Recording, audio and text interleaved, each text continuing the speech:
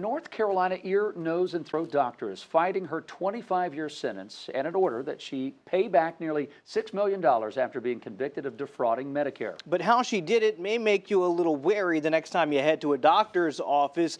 Dr. Anita Jackson was reusing single-use medical devices. They were a balloon-like device that goes into the nose and dilates the sinus openings to relieve chronic sinusitis. Our chief legal expert, Khalif Rhodes, joining us now to talk about this. And first of all, this is very new. I mean, let's just start with this disgusting, Yes. right? Okay, so you've got a device that you're supposed to, hello, the name single use. You're supposed to throw it away every time. It's going up in someone's sinus cavity. You enlarge it, help with sinuses and that type of thing. But she's reusing it, and she knew it.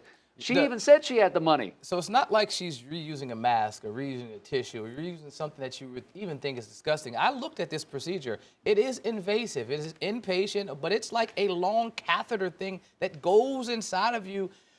Yeah, you probably shouldn't, even if they didn't have a warning on there to say you shouldn't reuse it, common sense would say not to reuse this device. But in terms of the fraud prospect, and this is what she's been convicted of, I mean, it's easy. You have made this allegation that you are buying these new devices, that folks are getting this procedure, that you give them awareness and notice of what they've even paid for, but you were marketing it as free.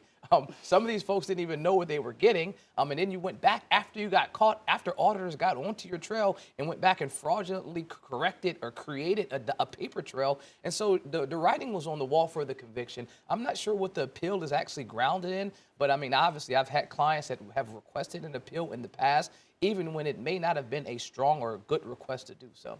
I mean, disgusting, right? And we're talking about the fraud there, but also there's a civil aspect of this too, because the patients who had no idea what was going on, they're like, wait a minute, you were sticking a balloon inside my nose that you had used on maybe 50, 60 other patients? I mean, it had to be way more than that because she only had 36 of these devices and she built out, 1,500 procedures. And so she probably used it on 100+ individuals. Wow. I mean, I'm not a mathematician, but you'd had to use it multiple times to get to that number. The problem that I have with these white-collar crimes is that everyone always tries to say they are victimless crimes. And as a criminal defense attorney, I could say that I would probably use that argument as well. I mean, but this is a matter of trust. In the legal profession, in the medical profession, I'm trusting you to do something. Most of the time in legal, it's with my life. In medical, it's with my life. You're touching another person's nasal cavity with blood and other items that could be in there, and now you're passing it along. I mean, this was during pre-COVID, 2011 to 2017. I couldn't even imagine if this was happening during COVID, the outrage that would have happened. I mean, so this kind of